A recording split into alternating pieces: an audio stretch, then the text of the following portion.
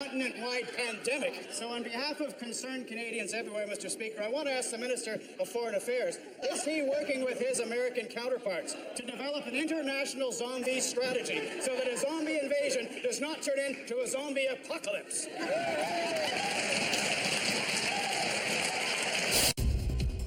Coming up next on Action News 7, a dog was found. Excuse me, just one moment. I see. Ladies and gentlemen, I'm receiving a special broadcast about something that's happening. Van Dorn Street is blocked right now by overturned cars. We are receiving news that the bodies of the recently deceased are returning to life and attacking the living. Officers are on their way right now to take you to safety. A live reporter out there on the scene. There are millions of zombies roaming the earth, chewing people up. Is that crazy or what? I suggest you find the tallest building in your town and jump off. The zombie outbreak is no longer an outbreak, but a full-on pandemic. Warning you to stay indoors, to lock your doors, to arm yourself with any weapons that are available, and this is America, so you should have plenty. Grab something heavy, something that you can hit very hard with, and let's party! The living dead are keeping me up at night. They're hanging around outside. They're probably mad they've died. The living dead are gathering in the streets. I'm buried beneath my sheets. They're making it hard to sleep.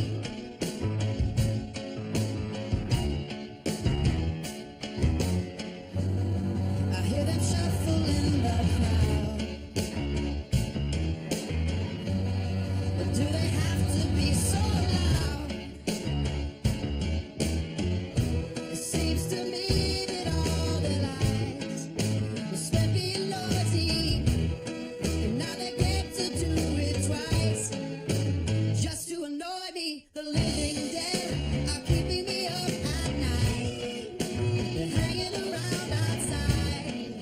They're probably mad they died. The living dead are keeping me up at night.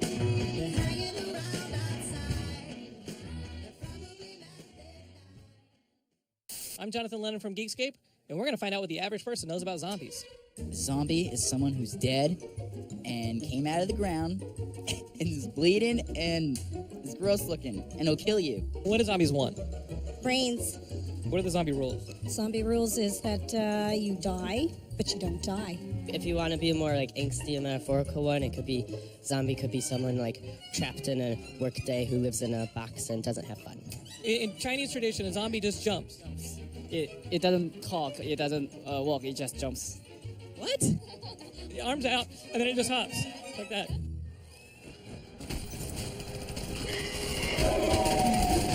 The zombie is a relentlessly aggressive, reanimated human corpse driven by a biological infection. So there's kind of three aspects to that. You don't negotiate with a zombie, right? You can't talk a zombie out of wanting to eat you. You can't say, hey, go around the corner, there's a family of 5 getting in a Winnebago. Like, you can eat all 5 of them and leave me alone. Secondly, it's a reanimated human corpse, limited in its ability. So it's actually a rotting corpse. Thirdly, a biological infection, which is, I think, what makes zombies really, really scary. They're us, and they're us having succumbed to our worst fear, which is our own death. You can't outstrip them. Even though they're slower than you, eventually you have to go to sleep. They don't, So even if you're a mile ahead of them, while you're snoring, they'll catch up and meet you. And it's like, that's like death itself. You do everything you can to stave it off. You do the steps at Santa Monica, you don't eat red meat, but it'll get you in the end. Most famous monsters, the big screen monsters, have some kind of long-standing tradition where their stories have been developed previously. The vampire, the werewolf, even the slasher, the serial killer, comes out of a crime novel tradition. The zombie comes kind of directly out of folklore, and there really wasn't a literary narrative tradition. When you take a look at zombies in cinema specifically, you can technically go back into the silent era. There are, of course, classics like Cabinet of Dr. Caligari, where you have the sleepwalking character in there who is very much zombie-like. And yet, for all intents and purposes, we all have kind of collectively agreed it all starts in 1932 with White Zombie. Zombie! Allez, allez! The filmmakers in the 30s and 40s were kind of making up these stories out of nothing. They weren't taking existing material and adapting it. If anything, they were drawing on misconceptions and misunderstandings of race relations in the colonies, sensational ideas of what voodoo and folklore really meant in Haiti. They took that idea and they kind of merged it with the visual style of Todd Browning and the Gothic tradition. I thought that beauty alone would satisfy. But the soul is gone. I can't bear those empty, staring eyes. So in White Zombie, you get a narrative that takes place in Haiti, and it involves Haitian voodoo, but then there's a Gothic castle on the coast of Haiti for some reason. So it's this weird fusion of a misunderstood, sensationalized folklore with an established and successful cinematic tradition for monsters. The early films are always about black people menacing white women. It's really the enslavement by the former slaves that makes that monster initially so terrifying.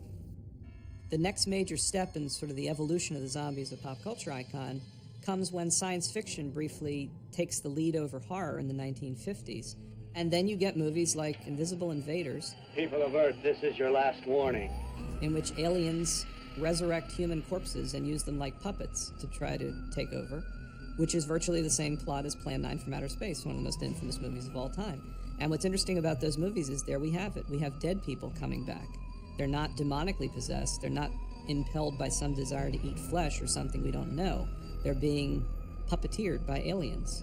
But they're zombies, and they're more like the zombies we know today than the ones that preceded them. But then what happened was George Romero. The dead who live on living flesh.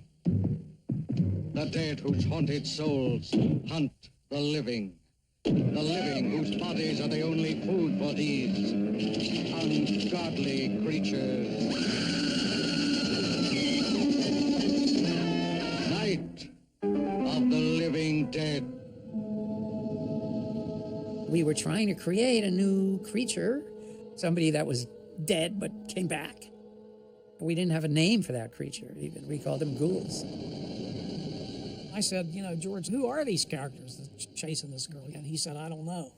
And I said, well, when I was reading it, it seemed to me they could be dead people. He said, that's good. I said, but what do they do? You don't say that either. He said, I don't know. I said, why don't we use my flesh-eating idea? There was an article in Cahiers du Cinéma that called them zombies for the first time. I was clinging to the idea that we had created something new. And when I read that article, I said, well, this ain't new at all. So that's when I started to accept them as zombies. Night of the Living Dead did not create zombies, but it rewrote zombie lore. I like to say that there were zombie movies before George Romero, the same way there were space movies before George Lucas. It changed everything. It scrapped the old voodoo zombie and gave us the plague-driven flesh eater. The idea of the end of the world and zombies are around and the world's been overtaken by them and it's people against zombies and our population is dwindling, you know, was introduced in that movie, and no one had ever really taken zombies in that direction before. It's almost as if the zombie as we know it is some sort of like biblical figure that's been around forever and we can all pick up and use it. It's not. It was George's idea. The whole biting thing, the passing on the disease, the waking up. It's all George. What's monumental to me about that film was the fact that in 1968, this film was released with a black man and a white woman. And throughout the entire movie, nobody made a big deal out of the fact that we had two different colors. It was pure survival.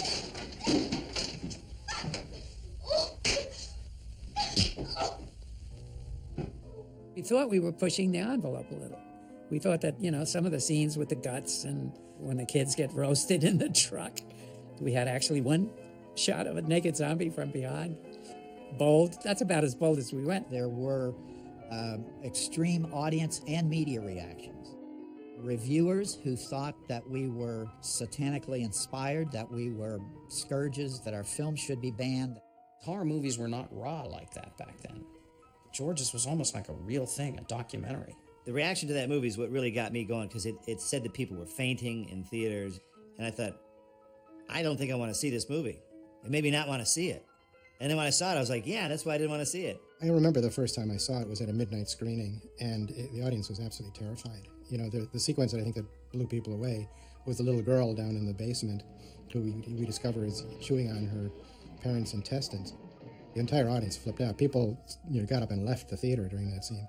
Midway through the movie, I hear this like boom, boom, boom, boom, boom, boom, boom, boom, boom, and I'm wondering what's going on. Is this part of the movie?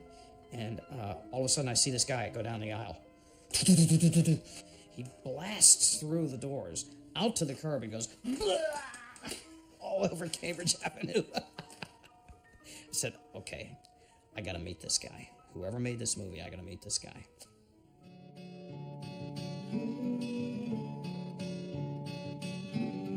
Driving slowly, going home to see their mother's grave. Walking closely, there's an old man whose clothes are decayed. John can see that she's frightened, so he tries to lighten the mood. They're coming to get you, Barbara. They're coming and they'll be here soon. Don't be afraid, they just want your brain, and they're coming to get you.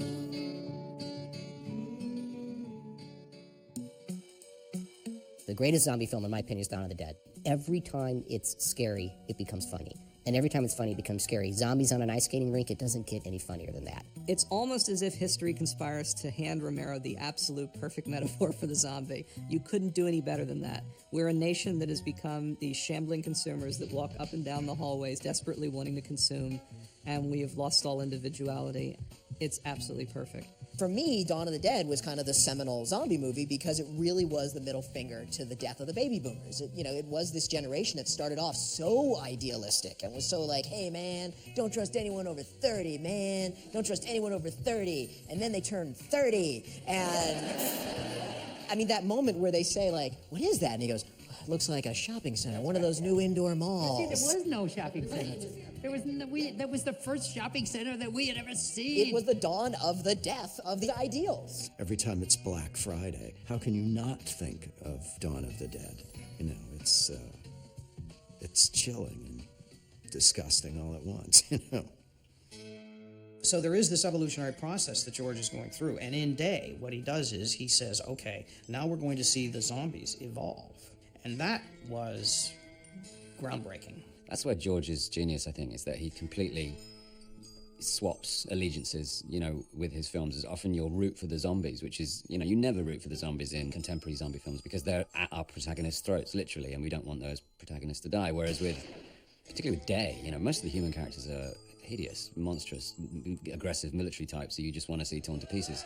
And, when Bub shoots Captain Rhodes, you cheer.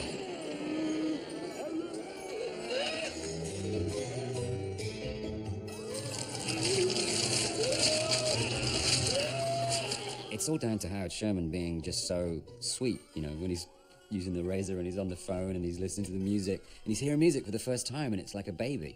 I just think it's one of the most beautiful performances since Karloff's Frankenstein as a kind of adult newborn. There's something so deeply tragic and sympathetic about him. Oh, I don't feel that at all. There's nothing tragic in a reanimated corpse. How can there be? I mean, a reanimated corpse is just a reanimated corpse. There's nothing tragic about it. You shoot it in the head, Bob's your uncle.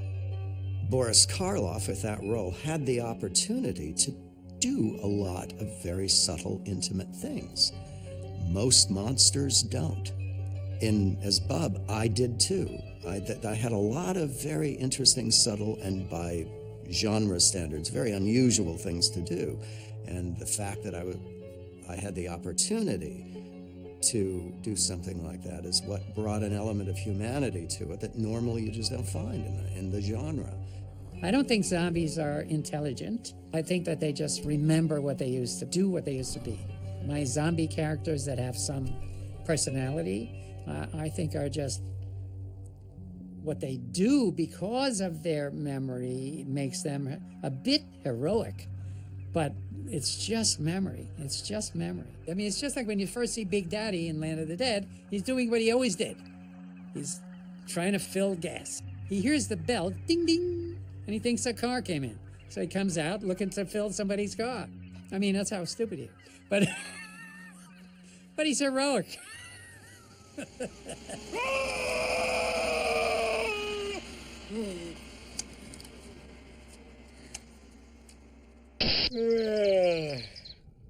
What a perfectly average morning. Nothing unusual about today, which makes it the perfect day for a zombie apocalypse to not happen. La-di-da-di-doo. It's a beautiful morning. I smell breakfast cooking. Oh, what's this on the news? But it has been reported that the dead are coming back to life. Oh my The God. president is declaring martial law in the state of New York. Betty, is that you? Is that blood all over your jammy jams? Why are you just standing there? Why is there a smoke machine running in the hallway now?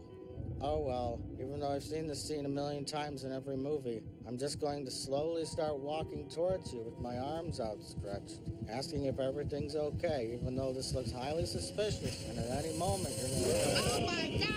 Zombies are the only horror films that I know where you're totally minding your own business and you're not looking for trouble and you're not the hot girl or the token black guy. You've broken no rules to let you get killed, but they come for you anyway. They're not about you. That's the main thing. If something's going to eviscerate you, eat your guts, you'd like it to be about your guts, right? Like you'd like your guts to be special. But if I can just step to the left and eats that guy's guts, it's not about me anymore. Vampires are all about me. They make me feel sexy and libidinal and all that. Zombies, they could care less about me. And that's actually our biggest nightmare. And they don't sparkle. Right.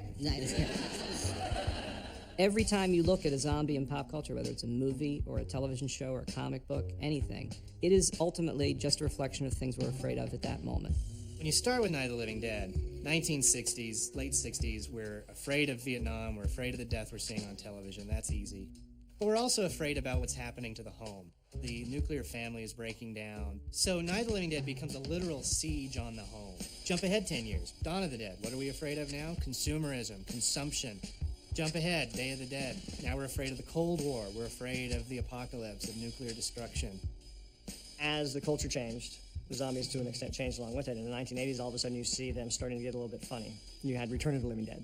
All of a sudden you had all this comedy going on. In the 80s were sort of a little bit of a lighter time.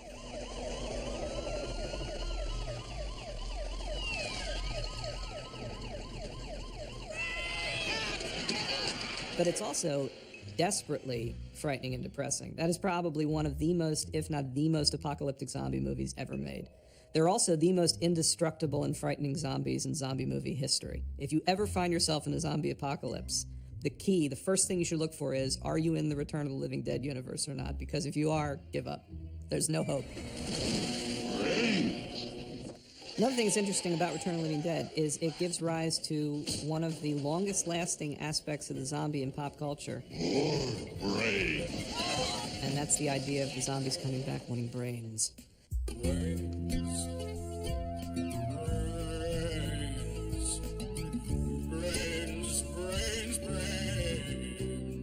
So in the 90s were kind of, I don't want to say they were a dead era, but they were definitely slow comparatively. Party's over. Dead Alive, Peter Jackson's Sumatran Rat Monkey, family issue, gore fest, insanity. This is probably the most important film in the 90s. And then 9/11 came along, and all of a sudden, everything felt upended.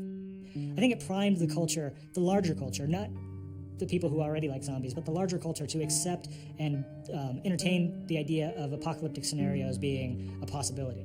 A few years later, when Katrina happened, anyone who still had faith, don't worry, no matter what happens, we can handle it. This was an aberration. I think that shook it as well. I don't think that zombie culture would be where it was today if it weren't for those kind of things. It brought death to people's doorstep. You have 28 Days Later, which has plenty of imagery which is evocative of an apocalypse or a natural disaster. This fear of disease. And so we start seeing more and more of the infection narratives and the invasion narratives as a kind of a reflection of the fears of the 21st century.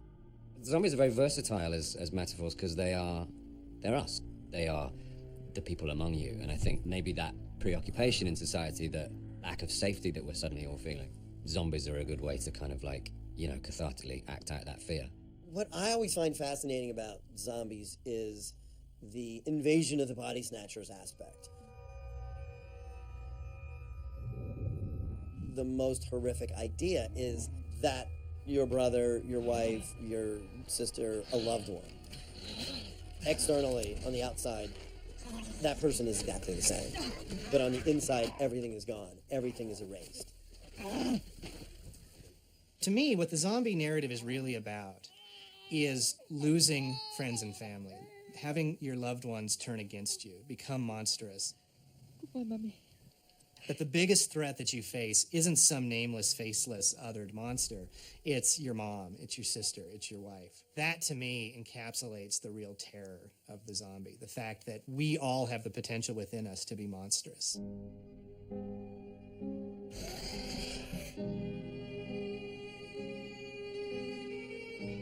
There's that trailer. It was called like Dead Island. It was a video game, and you see this kind of freaky girl attacking like a older man, and then it kind of all goes in reverse, ending with it being like a family vacation, and they're taking a photo together. You realize it was like his daughter that he's like beating with a bat.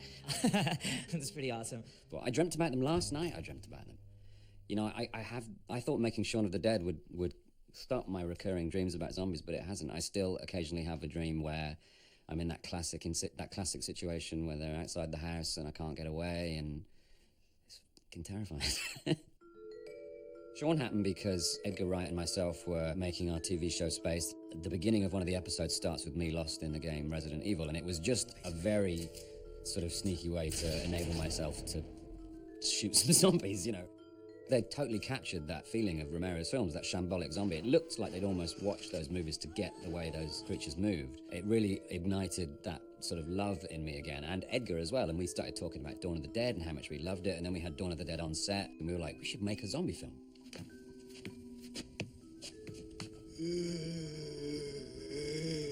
Well, I have to say that Shaun of the Dead was probably my favorite zombie film that wasn't made by me. I think Shaun of the Dead is probably the second most important zombie film ever made because of the social commentary. It encapsulates an entire generation of young English people in the very same way Kevin Smith's Clerks encapsulated my generation. Forget zombies. I think if you just were going to look at a movie that put that generation through a lens, that's Shaun of the Dead. The Walking Dead came about because of my love of George Romero films and zombie movies in general. You know, most zombie films end with either all of the characters dying or 2 or 3 of the characters living while all the others die, and they kind of ride off into the sunset, and you never know where they go. The Walking Dead was devised as the zombie movie that never ends.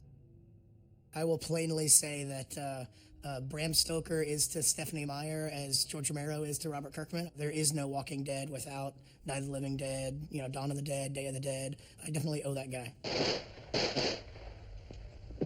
When Ben comes out of that house at the end of Night of the Living Dead, you think he's getting rescued, and instead he gets shot. Okay, he's dead. Let's go get him. That's another one for the fire. The sinking feeling that gives you, the sense of loss, definitely inspires the way that I want to mess with expectations. If characters weren't dying constantly in a zombie story, in an apocalyptic story, it would be completely false and fake and unrealistic, and it'd be complete bullshit. And there are times when I'm writing a Walking Dead comic where I'll go, wait a minute, it's been like 10 issues and no one's died. This sucks. Someone's got to die this issue. People got to die, you know? Otherwise, it's just dumb.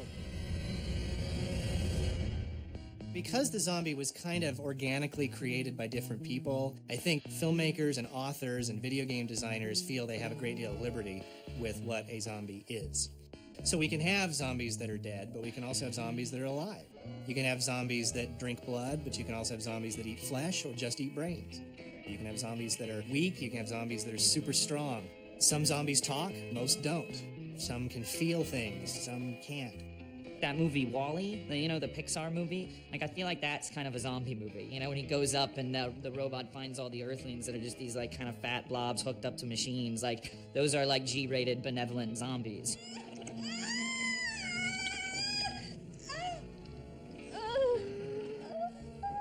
We got into this idea in Reanimator that when they're reanimated, that it somehow frees their libido. And so that's kind of what Dr. Hill is. This is a guy who is lusting after the dean's daughter, but never was able to really act on it until he's reanimated. And in the course of the movie, he refers to himself as the improved Dr. Hill. You know, in a way, it's a more honest Dr. Hill. He almost breaks the rules of the zombie because he has a stronger idea of who he is. Deadites and zombies are from different families, different species. A deadite is someone who isn't necessarily dead, they just got possessed. It's weird, in Evil Dead we have both. Army of Darkness, we have an army of the dead. Skeletons coming back, and they get to talk. I don't know how they do that without a larynx, but you know. Bring on the wench! I think with like Army of Darkness, you didn't want to be alive or dead. You didn't even want to be in that movie if you weren't Ash, because everyone else is dead or possessed, ultimately. Anybody that argues that because something is alive can't be a zombie obviously doesn't remember the history about voodoo zombies and how it all started, so I count the infected. Even though Danny Boyle would say he didn't make a zombie movie, but I'm sorry, he's wrong. He actually made a zombie movie. So the word zombie, as we spell it in English, is pretty close to the Haitian French, zombie with just a terminal I. And it probably comes from a Congolese word, nzombi, with an N. In some places there is a god named Zombie. There was a revolutionary hero named Zombie. Some people have associated it with a type of bird. Other people say there's a plant called Zombie. The zombie is somebody who was supposed to be dead, but was not. The origin of the zombie in Africa was a separation of spirit from body and being stuck in the mortal world. Dutch slavers, Portuguese slavers, heard tales of these fears that the people had that witch doctors were capable of stealing their souls. They would steal a person's soul, put it in some kind of vessel, and then the body would keep laboring for the witch doctor. Somewhere around the colony of Saint-Domingue, around the Haitian Revolution, 1800, the word zombie and the soul capture mythology come together. And from that point on, we're talking about the zombie as a walking corpse. Zombification is just one of the things that they do as a form of punishment, where you go into a form of slavery never to return. Since he doesn't have any life, they think he's dead. They bury the person. He has a certain time to wake up. They take the person out of where he is buried. He is still half awake and half dead. That's the zombie. If you want to understand what is a zombie, it is somebody who has one part of his spirituality that has been toned down. You have a part of your intelligence. It's like a window. And when it's turned down, you lose your will. And naturally, the will of doing bad things to others. And this is what Hollywood has not understood. A zombie cannot do harm. In other places, people who commit crimes are usually put in a gas chamber, or they are killed by electric chair, which to me is horrible. In fact, it is desecrating the human being, because a human being should be treated with respect all the time. To me, zombification is something spiritual.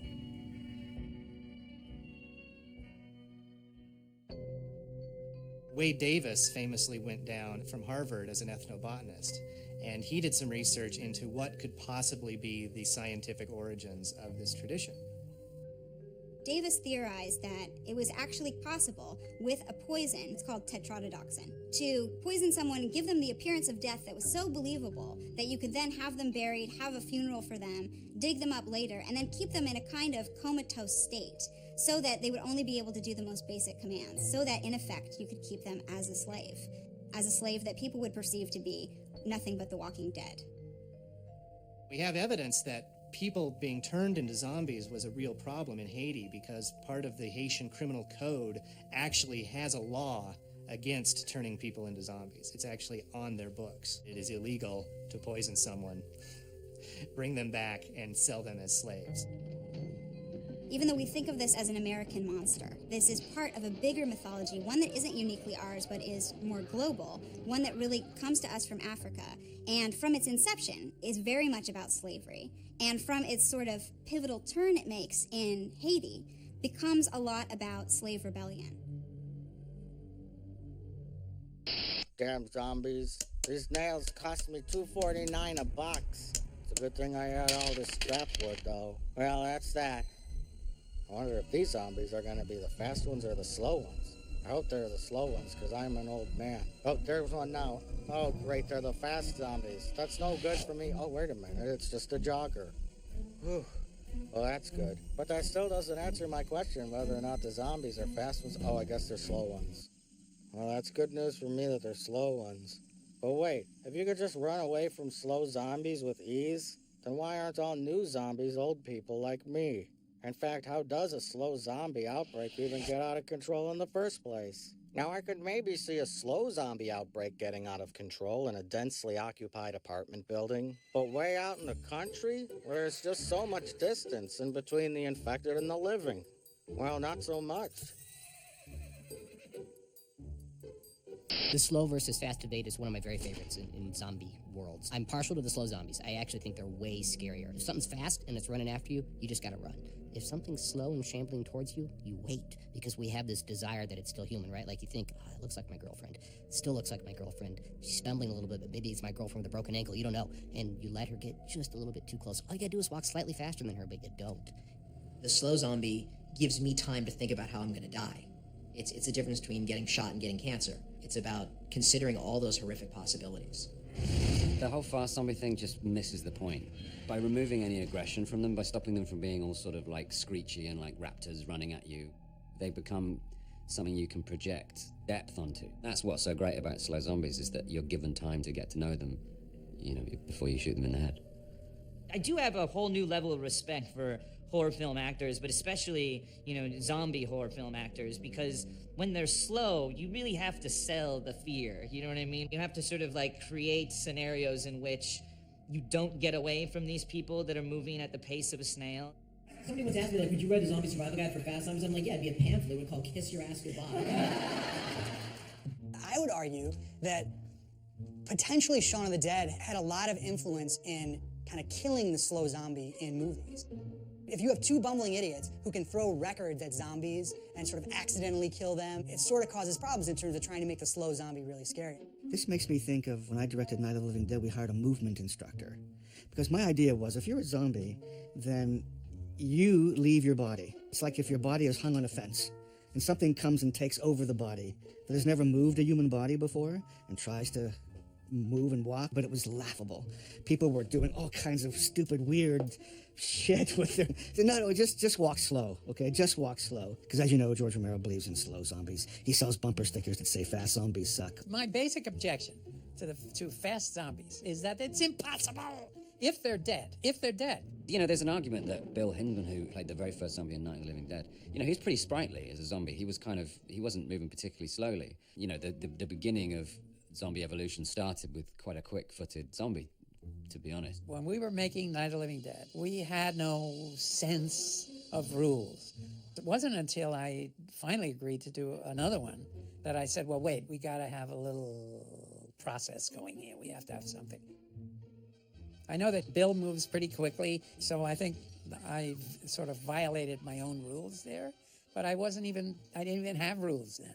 Zombie purists sometimes can get quite adamant about their feelings. I had a woman one time chastise me for making my living in horror and not knowing that zombies don't eat brains. These movies come out and we get these really particular zombie enthusiasts that will rip them apart on a message board. I'm like, come on guys, it's a porno.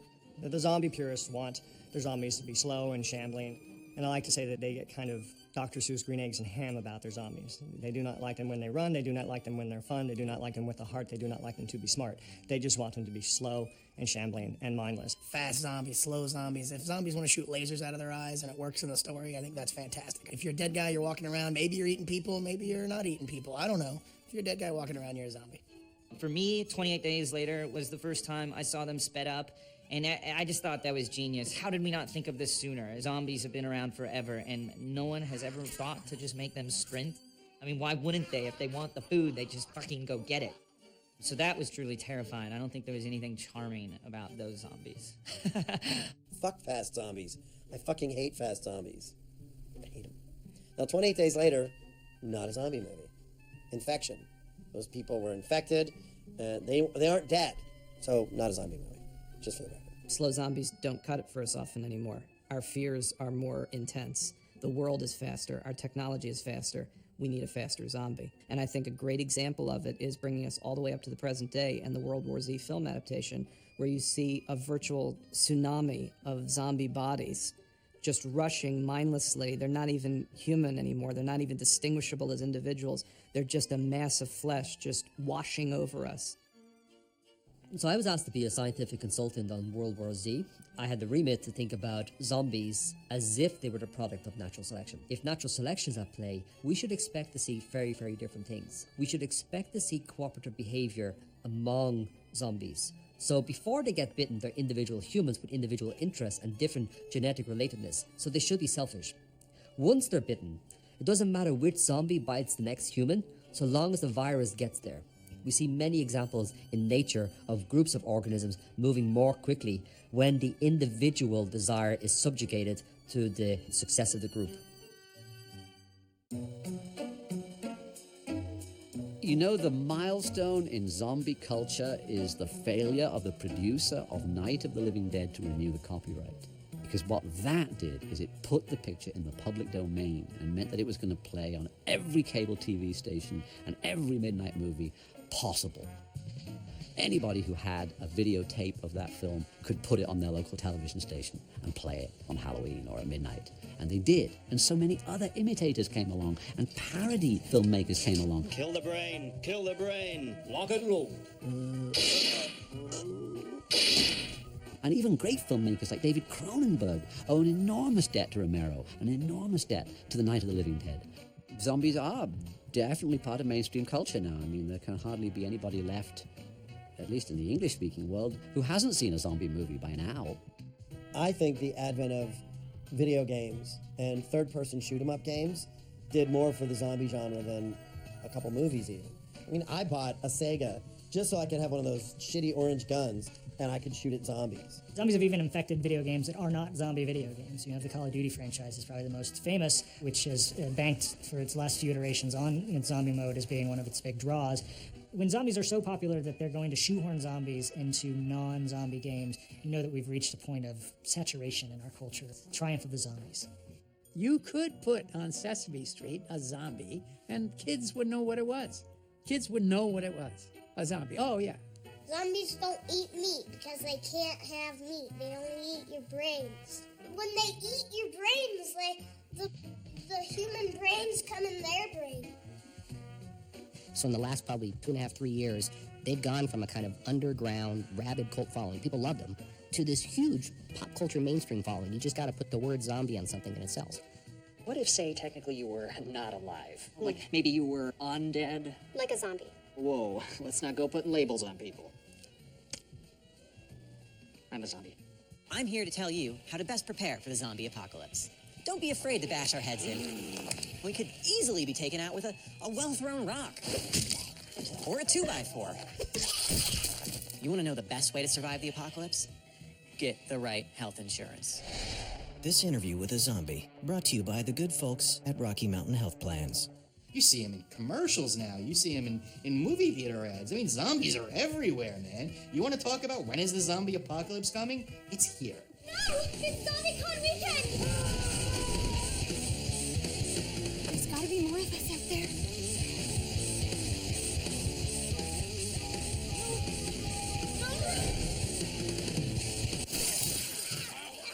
The #1 show on cable that beat our show, Burn Notice, which was the #1 show on cable, is Zombies.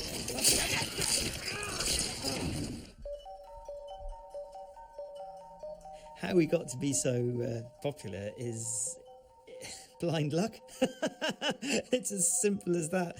Somehow we managed to tap in on some sort of public zeitgeist that wanted this sort of product at that sort of time.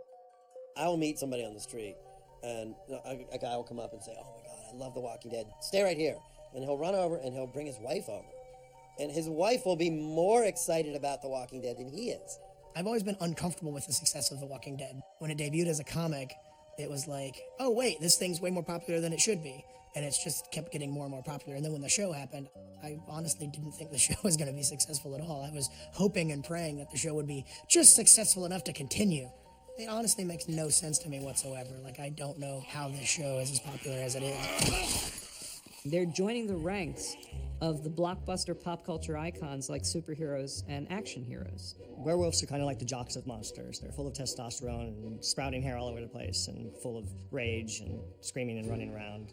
Vampires are kind of like the fraternity boys. They're always sort of suave and slick and trying to convince you to get into bed with them so they can drink your blood. And zombies are kind of like the nerds and the geeks.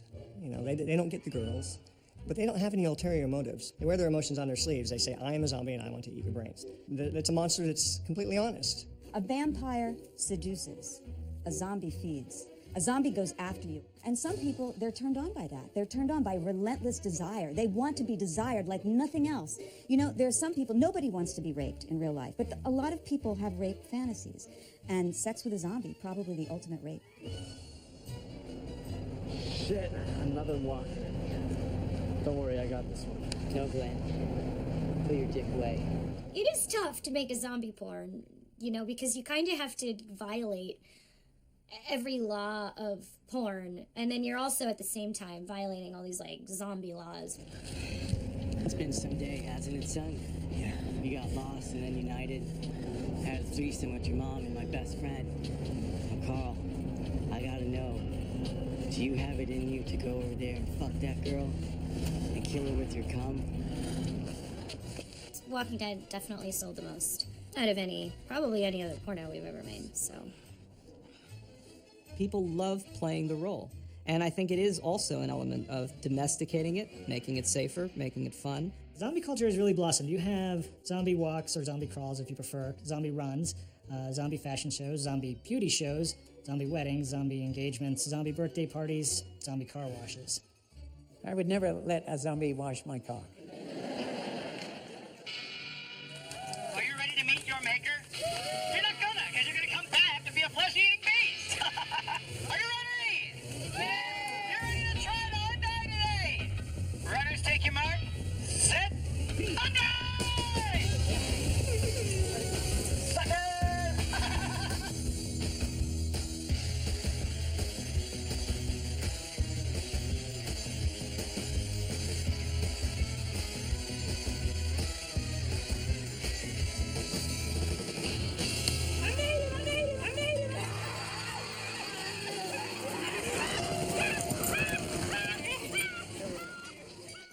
I was coming to the first annual Seattle Zombie Con, and a couple approached me who was going to the convention. They wanted to be married by me as zombies.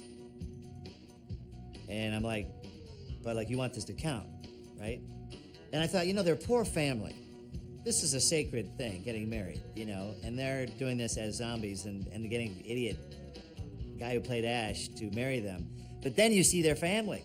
Who gives this zombie woman to be married to this lucky zombie man? All right, Dad. Go take a nap. The father couldn't sit down because he came as a guy who had a spike that had impaled him. And all the family came as zombies. Zombies don't think about what they're doing. They just do it. Huh? Right? Am I right, zombies? Come on, you freaks! Shut up, I'm still talking. If anybody needs zombies married, I guess I'm your go-to guy. But I've only performed one because they're going to get really expensive now because it's just too weird. Zombie fans, I think, are, I don't know. I can't identify who zombie fans are. Who are zombie fans? Are they fans of the genre? Are they fans of horror movies? All these people that come out for zombie walks? What is it? What is it that appeals to zombie fans? I think that anyone that made Dawn of the Dead would have to understand what zombie culture is about. There's so much in that movie that's just about humans and human nature. You have to know, like, you have to see that. I don't know, that does make sense. Don't put that in there.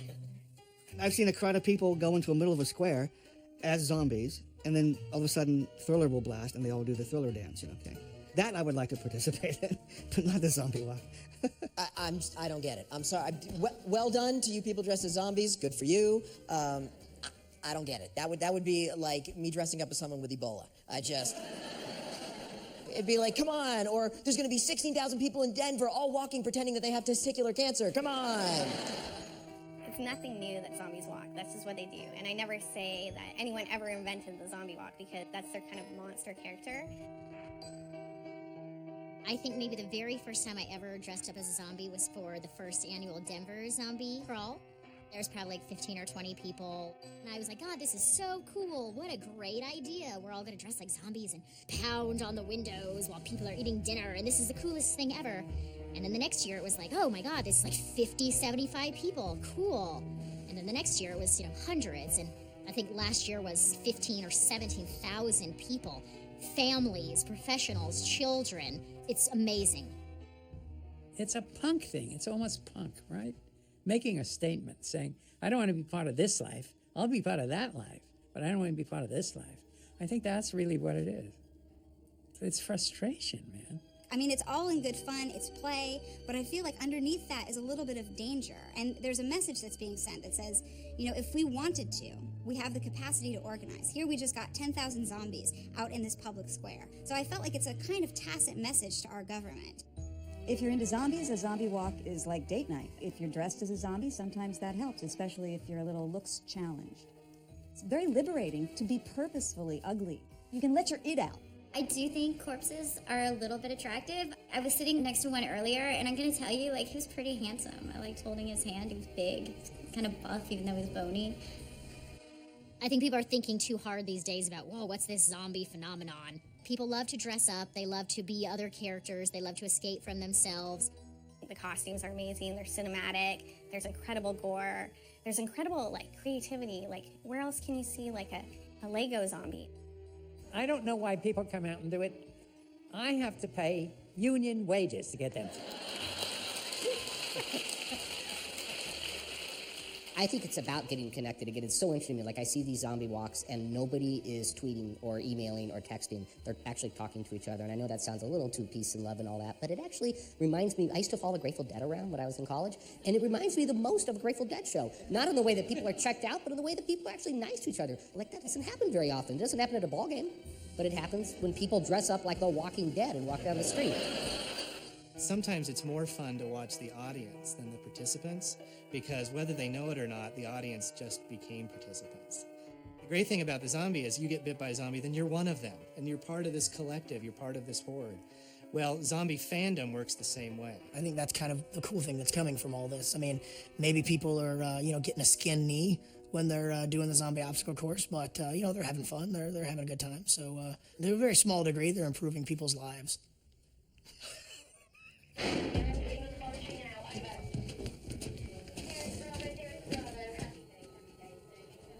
Where's the torch? Please work. Please work. Bravo 2, Bravo 1, switch has been pulled. Any change the situation upstairs? That is a negative. Carry on your search, over. Keep looking down there, gentlemen.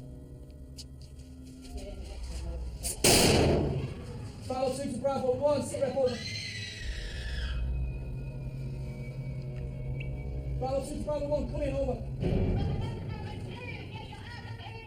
Hey, back, move! Let's go! Stay low, watch your heads. Single file upstairs, gentlemen. Guys, I need 2 eyes on this doorway behind you. Make sure the clock comes after us. Make sure the bin is clear. Listen in. The armor that thing has got built into it will take a 50 caliber. Our shotguns, we're going to do dick and squat. If anything happens, we go there, fast as you can. No dicking around, yeah? That's where we're going to fall back to.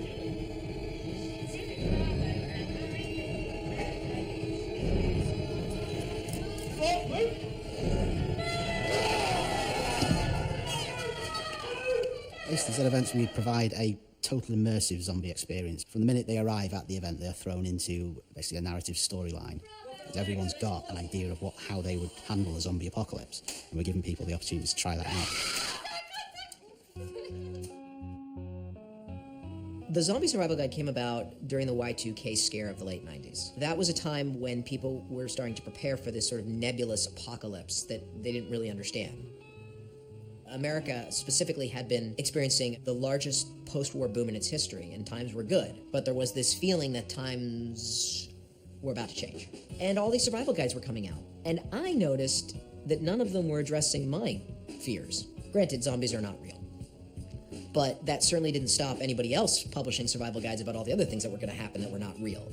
Zombie movies are essentially disaster movies. And I think there has been a sense from 9/11 on that the system is breaking down.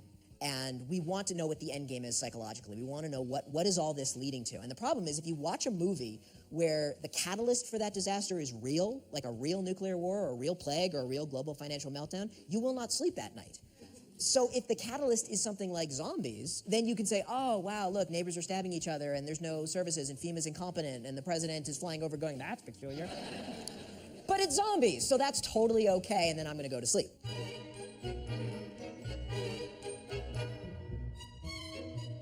What would be your first order of business in a zombie apocalypse? Find some place that's like fortified, you know, that I can control what comes in and what comes out, because if I can stop them before they even come in.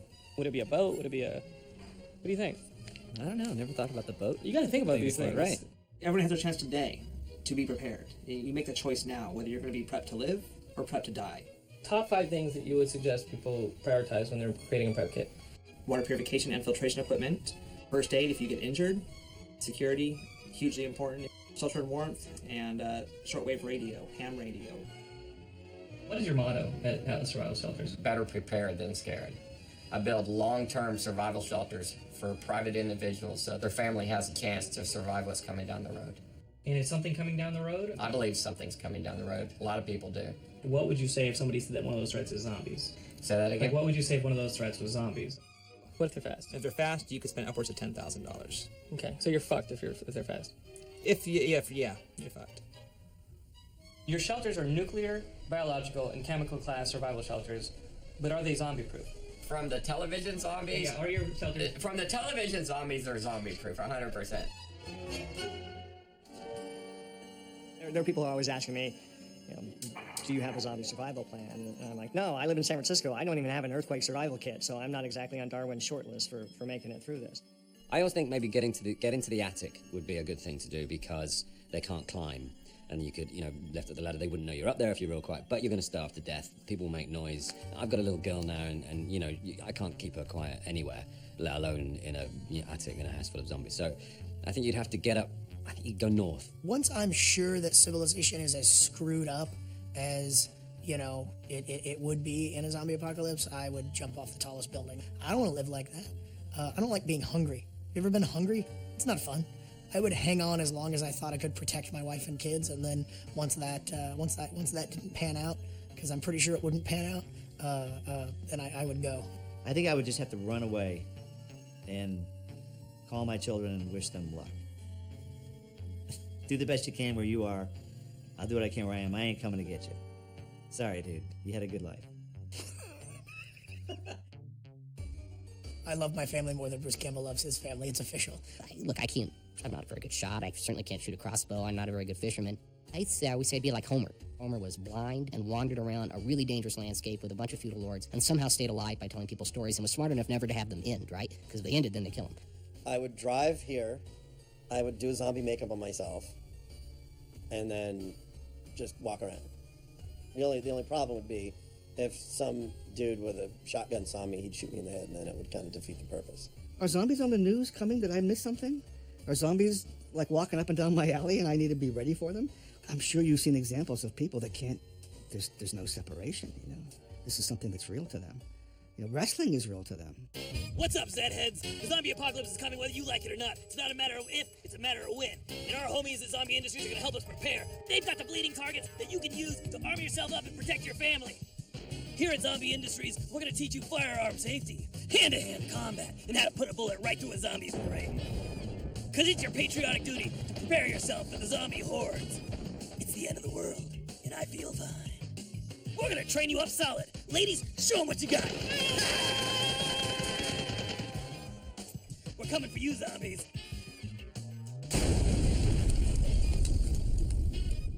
We understand that it's not a matter of, you know, if the zombies come, but more of a matter of when. And when they do, we want people to be ready. We're all about preparedness here, and it really is something that we think is a family activity. Everybody in the house should be prepared for when the zombies come. We really want to instill for our customers to actually have an avenue basically to come out and give them products to train with. Our target's basically been shot in testing up to about 2,500 times, maybe a little bit more. We've shot them with everything from a 22 all the way up to a 50 BMG, so anything you want to throw at it. All of our bleeding targets have 500 individual cells of blood inside, distributed through the center mass and through the face. So it's not one large bladder where you shoot it once and everything runs out and the fun's over. Our targets are designed to last all day. You know, firearm safety is a very serious thing. When you start talking about shooting three-dimensional realistic human beings, a little people get uneasy about that, but as soon as you make it a zombie, well, then it's okay. We came out with the Chris zombie, who is the quintessential zombies.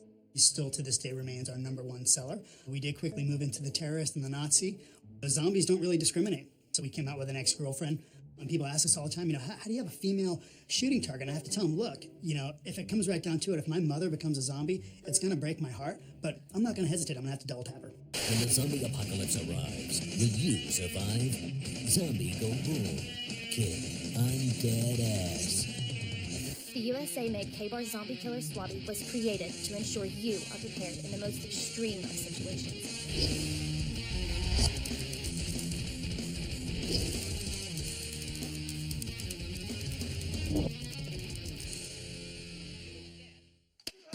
Holy shit! Oh.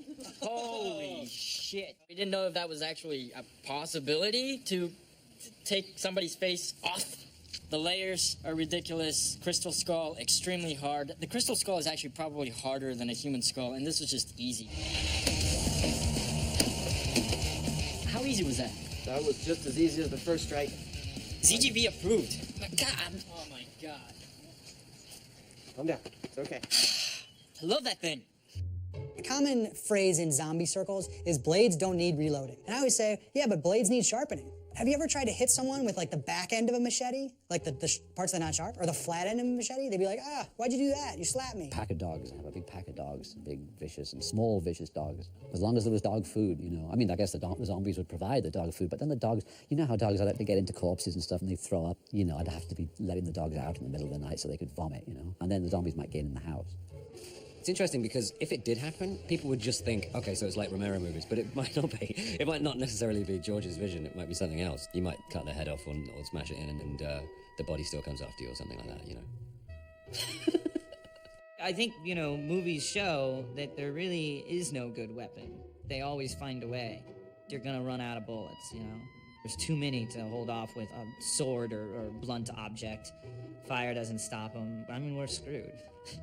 I have never seen a zombie movie where somebody dies of dehydration, but that's going to kill a lot more people than zombie bites. I've never seen a zombie movie where someone has drunk from a puddle and crapped themselves to death, but that's going to kill a lot more people than zombie bites. Starvation, disease, friendly fire, accidents, infections. All these things are going to kill people a lot faster. Liberals will become your zombies. They're going to be the first ones to cry and moan and die. And they're going to be the first ones to do the looting, the pillaging, and they're going to be the zombies. Like a lot of liberal Americans, I was excited when Barack Obama took office 4 years ago. But it's a very different world now. And Mitt Romney is a very different candidate.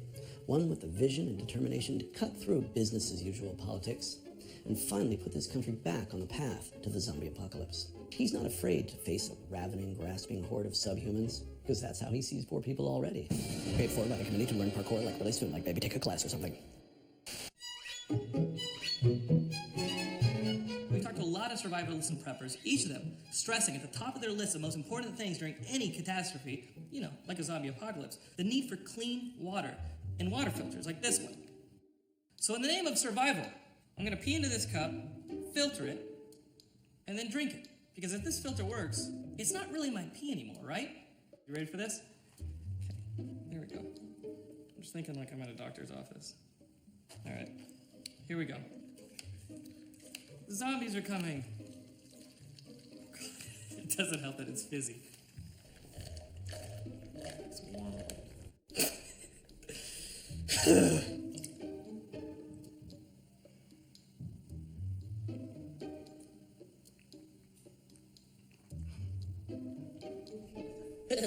It kind of tastes like water.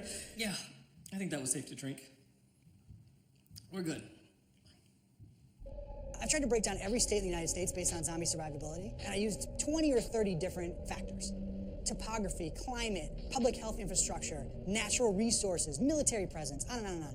The most important one is population density by far. Up there also is gun ownership rate. New Jersey ranks the lowest in zombie survivability. population density of 1,000 people per square mile, and a gun ownership rate of 12.3%. Then we look at Wyoming, population density of 5.6 people per square mile, and a gun ownership rate of 68%. So it's like one dude with a gun sitting on a farm going, "Hey buddy, do you see a zombie over there?" And the other guy yelling over, "No, I don't see one." 5 people per square mile makes very few zombies. The entire Northeast is totally screwed. If you ever want a reason not to move to New York City, that's a reason. When zombies come, everybody's dead. New York is the hero city. It just is. Like, I was in New York for 9/11, I was there for the blackout, and look what happened with this horrific storm. Like, New Yorkers freaking came together. They kept calm, they carried on, and they're dealing. So New York can handle anything, and it's the most densely populated place, I think, in North America. LA, where I'm from, gone. I think one of the greatest misconceptions in zombie survival is that zombies are what you need to worry about when you're trying to survive. Zombies are only one of a whole host of threats that you really need to face, and I would argue that humans are as great, or maybe even a greater threat than zombies, right? I'm not a horror fan. I don't seek out fear. I think that most horror fans in their core feel safe. I don't. I naturally feel scared. So my writing is to exercise an anxiety that I already have. I base my zombies on AIDS. Now, AIDS is insanely hard to get. It's not waterborne, it's not foodborne, it's not airborne. How in the world did it kill millions and millions of people and still killing millions and millions of people? Because we as people were stupid. If the President of the United States had gone on national television in, say, 1981 and said, look, there's a really, really horrible disease, hard to get, but if you do get it, you're doomed. So there's going to be a national education campaign. We could have cured AIDS with a pamphlet. And so it's easy to imagine something like a zombie plague getting out of control. Absolutely, a zombie pandemic is possible. This new wave of zombie is this living zombie that is created by some sort of infection or virus that gets out of hand. I really do think that it's more plausible now than I did, say, 5 years ago. Could a zombie apocalypse happen? Well, let's examine what we mean, or what the storytellers mean when they say this. They mean a parasite jumping from one organism to another. This happens routinely. 60% of all human diseases come from the animals that we eat or live with. AIDS has infected 75 million people and killed 35 million people. Bird flu and swine flu. The bubonic plague in Europe killed half of the population at the time. The Spanish epidemic in 1918 killed more people than the First World War. ANSD is the abbreviation for the disease I made up. It stands for Ataxic Neurodegenerative Satiety Deficiency Syndrome. Ataxic means you don't walk well. Neurodegenerative means that your brain is being degraded, is degenerating. Satiety is the sense that you're full, the sense that you've eaten enough, and that's in your brain too. Your brain is what tells you you've eaten enough. And it's a syndrome because we don't know what causes it. There's one thing that we can't ever do. We can't raise the dead. In the book I wrote, we philosophically decided that they were dead because I realized, medically speaking, I can't have anything that makes the dead come back to life. But other than that aspect, you can have brain pathology. You can have neurobiological insults that will yield a kind of presentation of a person who acts like the zombies we see in the movies. There are many splendid examples of parasites that control behavior, and oftentimes these examples are as fantastical or even more fantastical than we can see in Hollywood creations. So we have examples of fungi controlling ant behavior. We have emerald jeweled wasps injecting a very specific mind manipulator into the brains of cockroaches. Lots of examples of parasites controlling behavior. We call them zombies, and we even think about it now in the context of zombie biology. In the case of the ants, in case of the zombie ants, what happens is that a regular colony of ants is living in a tropical rainforest. And in the course of foraging, they walk through a patch of fungal spores on the ground. And these fungal spores attach tightly and then start replicating inside its body.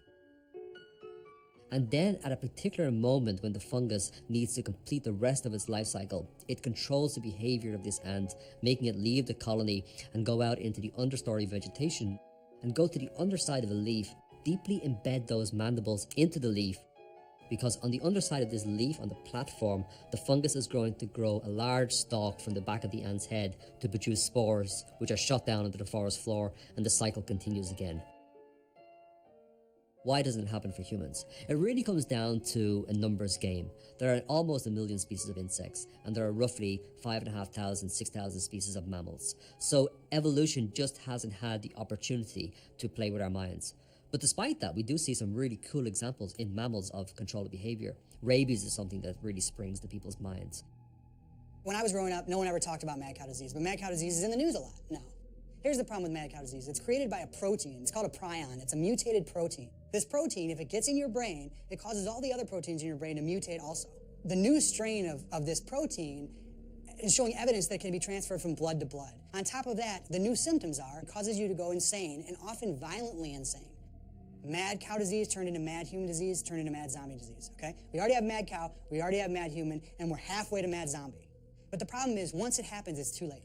There's no more polite discussion about what it's gonna be like and debating about the best way to survive. It's run and scream time, right? There's no more making movies, there's no more watching TV, there's just, oh my God, I'm being eaten. It appears the dead have risen and are walking among us. These zombies have a certain sexual preference by attacking only men. Leading officials at the Pentagon are not sure if this is a biological attack or if the zombies are simply doing this by choice.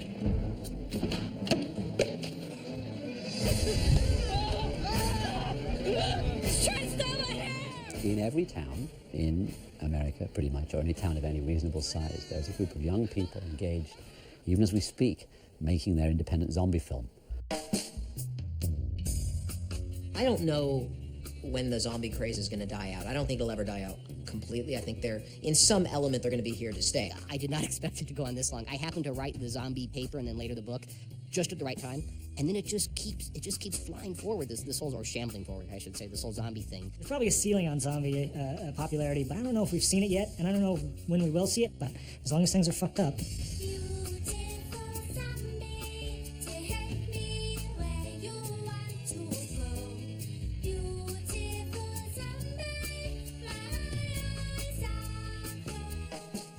I've heard a number of people say that, this is it, okay, zombies have run their course, and now we're going to see vampires again, or we're going to see werewolves, or we're going to see tapeworms. I don't know.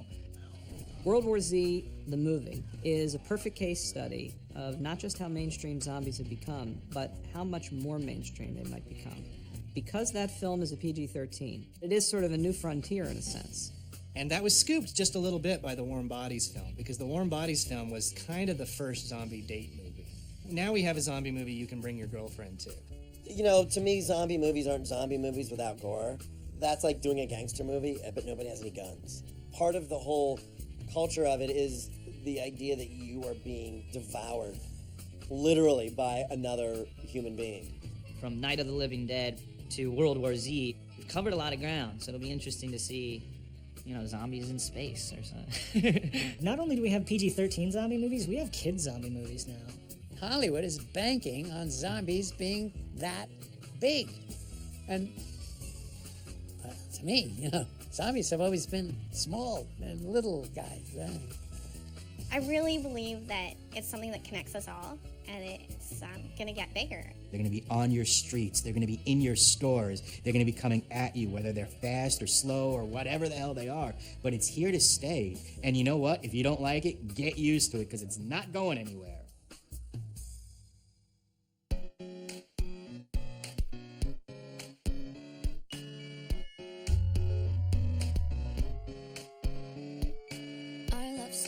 Could be kinda gory, far from boring. We'd meet at a post-apocalypse. Yeah, I'd be slowly walking in a group stalking you. You'd be the only man alive that I could not resist. Then all of your friends, they'd try to kill us, but only because they'd be jealous that our love is deeper than Edward and Bella's. Oh, if I were a zombie, I'd never eat your brain. Your heart, yeah, I want your heart, I just want your heart, yeah. Oh, if I were a zombie, I'd never eat your brain. I just want your heart, yeah, I want your heart, I just want your heart, 'cause I want you. You'd be hiding in a second floor apartment, knocking all the stairs down to save your life from the undead. Double barrel shotgun, taking out the slow ones, then you'd see the passion burning in my eye, and I'd keep my head. Then all of your friends, they'd try to kill us, but only because they'd be jealous that our love is deeper than Edward and Bella's. Oh, if I were a zombie, I'd never eat your brain. I just want your heart, yeah, I want your heart, I just want your heart, yeah. Oh, if I were a zombie, I'd never eat your brain. I just want your heart, yeah, I want your heart, I just want your heart, 'cause I want you. Tried not to bite and infect you because I respect you too much. If that's why I'd wait until we got married. Oh, and our happiest days would be spent picking off all your friends, and they'd see a love this deep won't stay.